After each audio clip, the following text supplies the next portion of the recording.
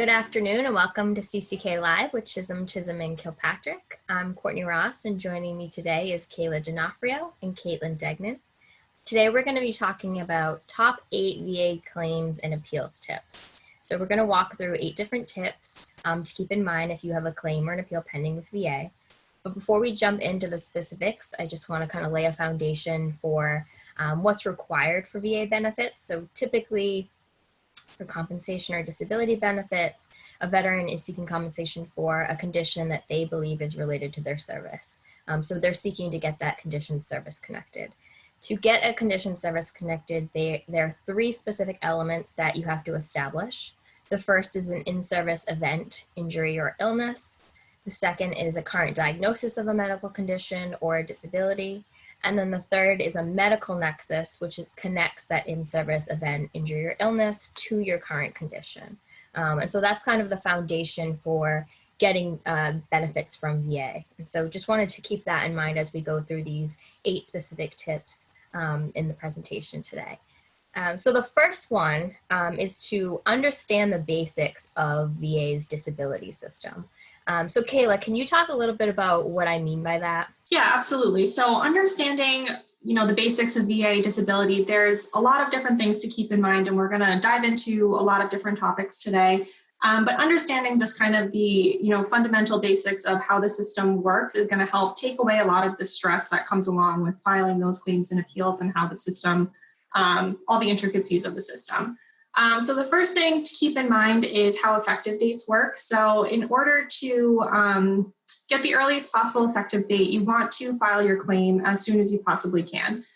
Typically, the way that effective dates work is VA will grant, your disability from the date of claim or from the date of diagnosis, whichever is later. So you do want to try to get that claim in as soon as, you are able to. Another thing to keep in mind is, different types of evidence that, go into filing claims and that you need for certain appeals. And we're going to dive into, different kinds of evidence and when they're important and why they're important a little bit later in this discussion. But just understanding that there is a lot of different evidence that goes into the entire process. There's also a lot of different forms that VA requires. So, filing claims, there's different forms, filing appeals, there's different forms for, filing for different issues, there's different forms. So VA does require a lot of different forms. If you don't use the correct one, they tend to not accept claims or appeals and they'll kick it back, they'll reject it, ask you to file it on proper claims. It can cause delays. So understanding which forms are important to which part of the process and why can be really helpful. We do have a CCK live discussion where we dive specifically into different VA forms.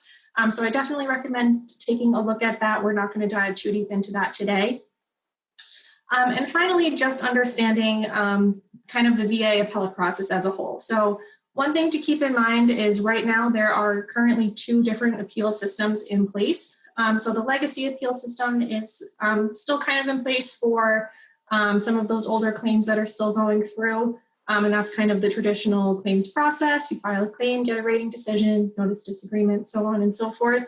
But the appeals modernization system is also in effect. It's been in effect since February of last year.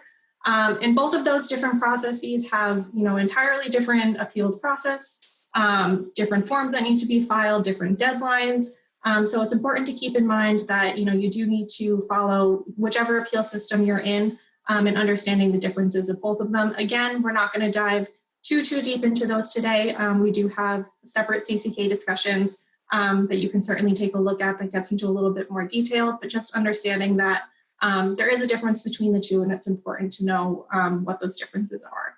Thank you, Kayla. I think that's a great point because there's some significant differences, as you pointed out.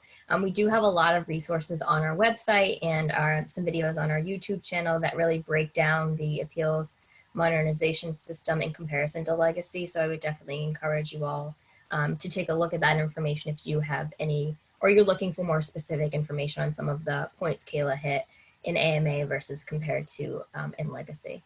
So our second tip is to keep VA updated.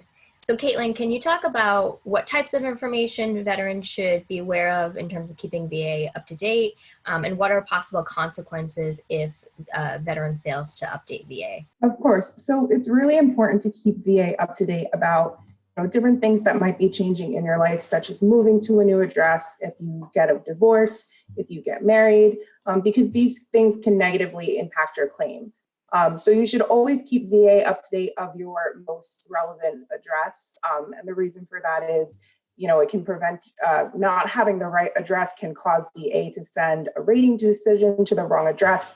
You can miss a deadline. You could miss VA correspondence that you need to respond to. So it's just always best practice that anytime you move, anytime your address changes, one of the first things you should do is let VA know about that.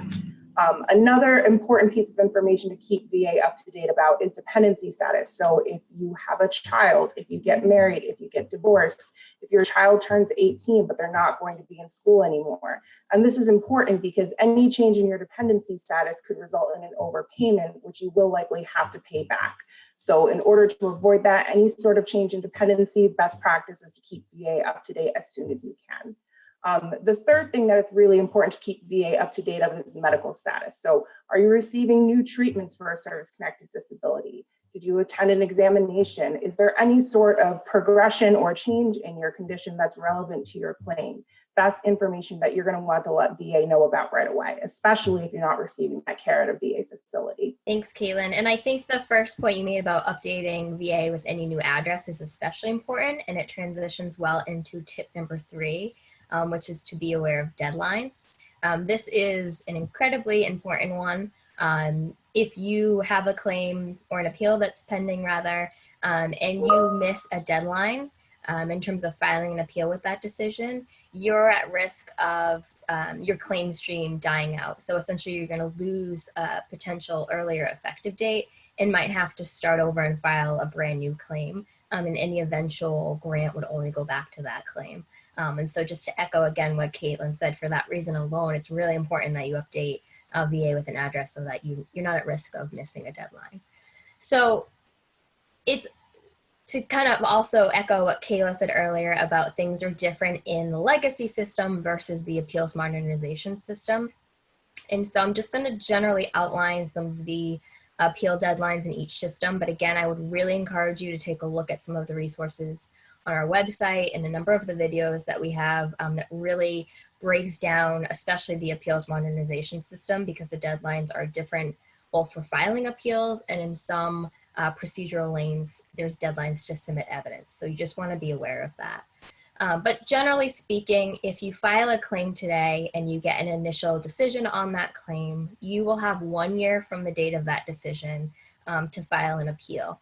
And you have 3 lane options under appeals modernization for appealing that. You can file what's called a supplemental claim with new and relevant evidence. You can request a higher level review, or you can file a notice of disagreement directly to the Board of Veterans' Appeals.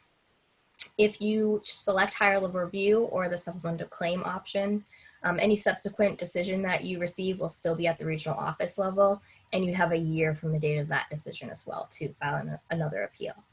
If you file a notice of disagreement to the Board of Veterans' Appeals, your next decision will be a board decision. With the board decision, you have 2 options. You have 1 year to file a supplemental claim with the board decision, or you have 120 days from the date of the board decision to file an appeal to the U.S. Court of Appeals for Veterans Claims. So that generally is AMA. Again, that's a very broad outline of the deadline appeals, the deadline for appeals rather in AMA. In legacy, it's a little bit different. So if you do still have appeals that are pending in the older system, it might be in an appeal that's on remand currently from the Board of Veterans Appeals, and you're even going to receive a rating decision or what's called a supplemental statement of the case. The deadlines are different. Again, if you receive a rating decision, you'll have 1 year. If you receive a supplemental statement of the case, you'll have 30 days to decide if there's any additional evidence you want to submit before it gets back to the board, or there's also a small window of time to opt into AMA if you'd like to. And then again, when you do get the board decision in legacy, you only have 1 option, and that's 120 days from the date of that decision to appeal to the U.S. Court of Appeals for Veterans Claims. So I know that's a lot of different types of decisions and lanes and numbers for different deadlines that I just kind of outlined. So that's why, again, I just want to encourage you all, if you are looking for more information and a kind of a more detailed breakdown of deadlines in legacy versus AMA, please do take a look at other resources we have on our website that will get into more detail about that. So tip number 4, this is a really important one as well. Kayla, can you talk a little bit about being honest with your healthcare provider and why this is really important? Absolutely. So it's really important to maintain sort of an open line of communication with your doctors about your conditions.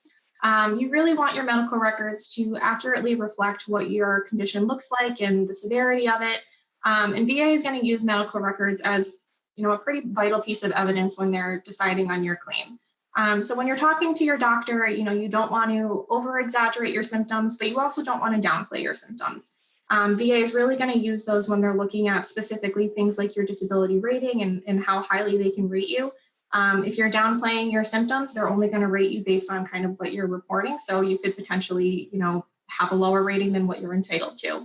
On the flip side of that, if you, over exaggerate your symptoms, that can also negatively impact your claim. So you don't want to do that either. You do just want to be honest about what you're currently going through. So when you're having these sort of discussions with your doctor, it's important to tell them what symptoms you're currently experiencing and go into detail about those different symptoms. Even if it falls outside of kind of what you think the discussion is, if they don't explicitly ask you questions about it, it's good to offer that sort of information. And talk about different sort of pain levels that you're experiencing, whether the pain is worsening or maybe it's getting better or maybe it's just staying the same. Still tell them, what the severity looks like on a regular basis. And also tell them how they affect, your ability to function in everyday life. So, it's not usually enough for VA to just kind of look at, the severity alone. They really want to see how it affects you and how it affects your ability to function. So they're, when VA specifically is looking at things like unemployability, that's what they're looking at. They're looking at both the physical and the mental limitations that are involved in any sort of disability, and keeping in mind that physical disabilities can certainly have mental limitations and vice versa. So talk to your doctor about all of the different symptoms that you have and how they affect your daily life. And also be honest with them if you have any other health concerns. Sometimes those health concerns can be related to the conditions that you already have benefits for, and it can potentially be something that you can get additional benefits for. So tell them what your entire disability picture looks like. You don't have to kind of limit the scope of your discussion. Feel free to offer more information than maybe what that discussion originally entailed. Thanks, Kayla. So we've talked a little bit about, again, the importance of being honest with your healthcare provider.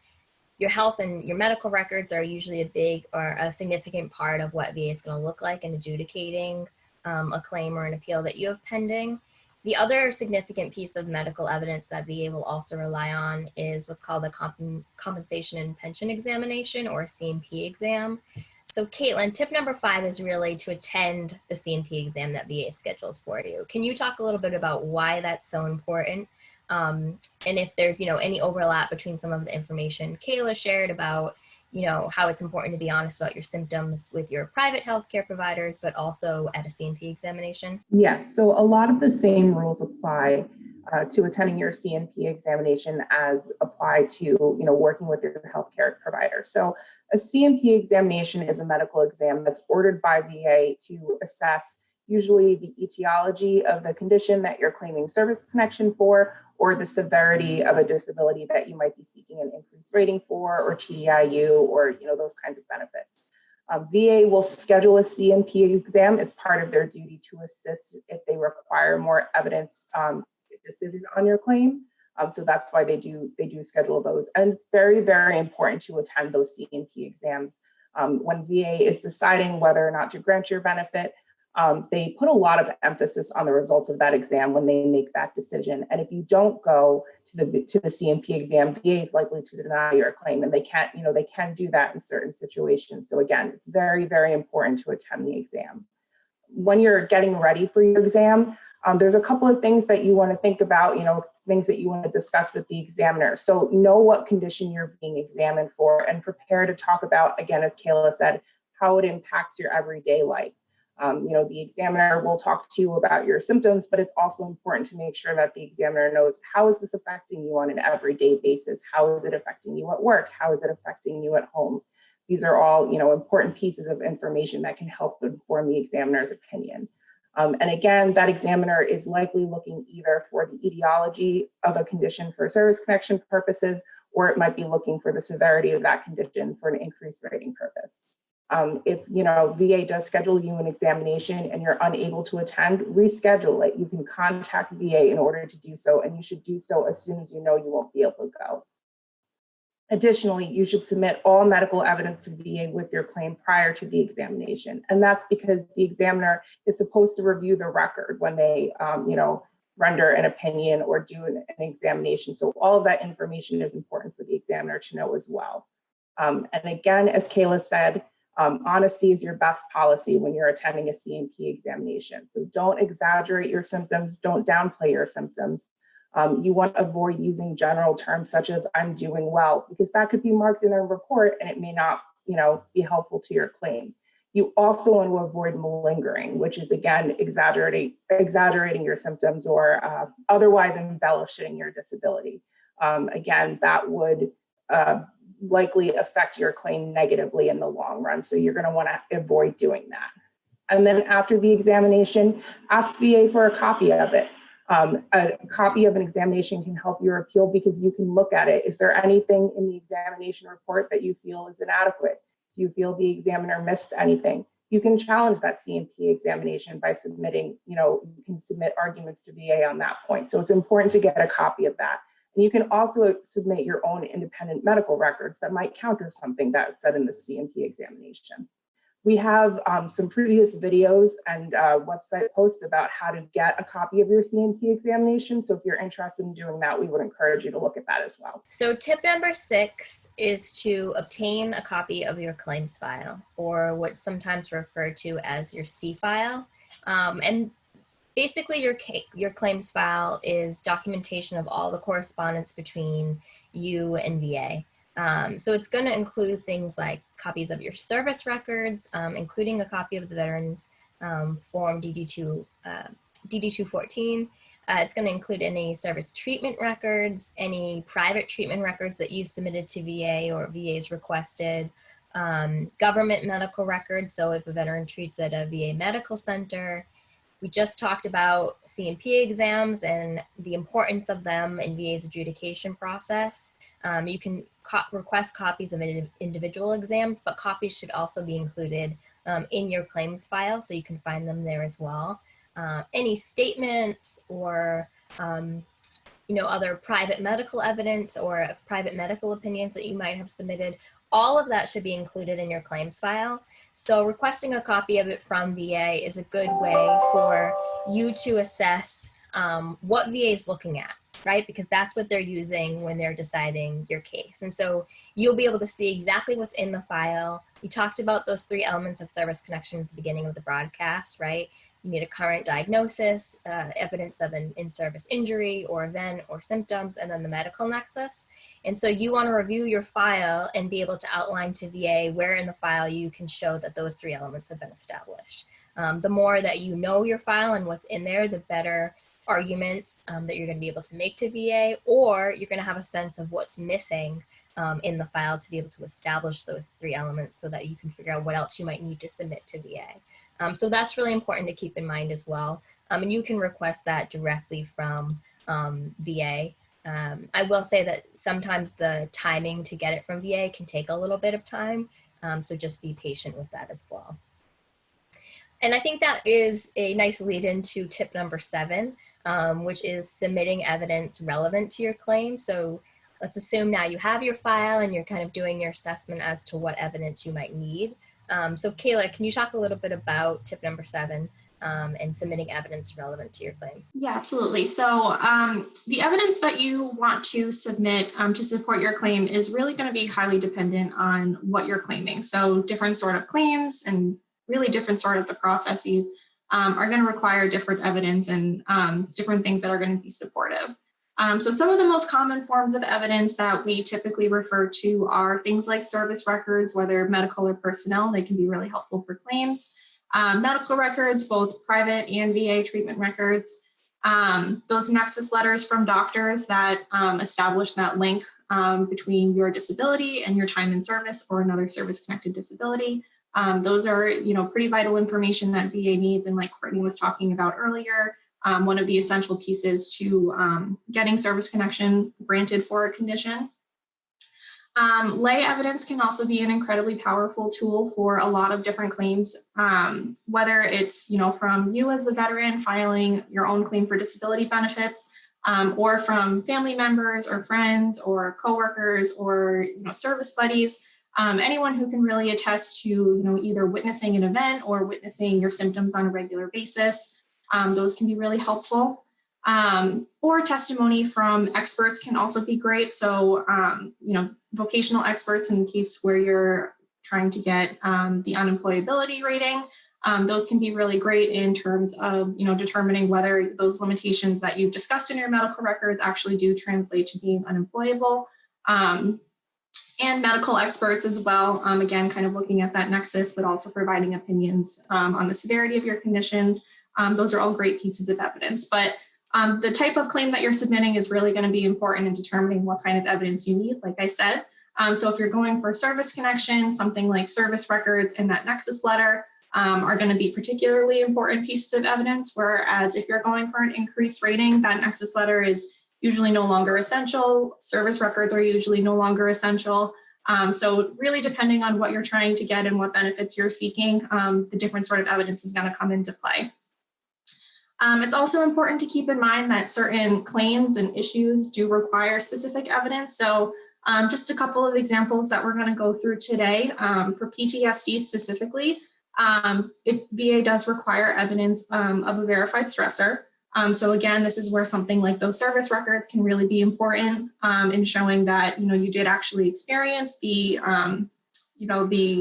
incident that's caused your current diagnosis of PTSD. It's a little bit different from any other psychiatric disability that you can claim, and that VA really does require that evidence. For TDIU, or total disability rating based on individual unemployability, VA requires that you file what's called a VA Form 21-8940. So again, talking about all of these different forms that VA requires, this is a really important one for TDIU specifically.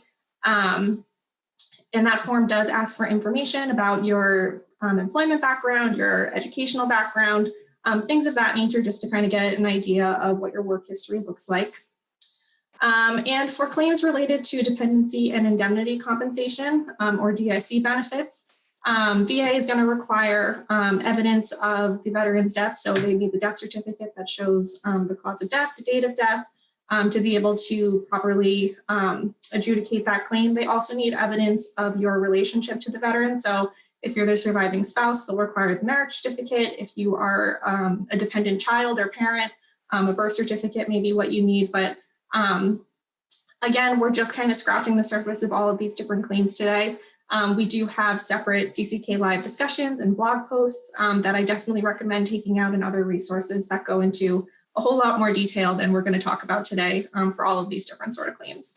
Thanks, Kayla. And I think you are kind of echoing a lot of the tips we've hit already today, which is that the facts of everyone's case is different, and the facts are really going to determine, like you said, the exact type of form that VA requires, certainly the deadlines in the cases. And so understanding VA system, understanding the types of forms, understanding what's in your file, all of that stuff is really important to be able to figure out what type of evidence you should be submitting to get a grant of benefits. So that's all really helpful information.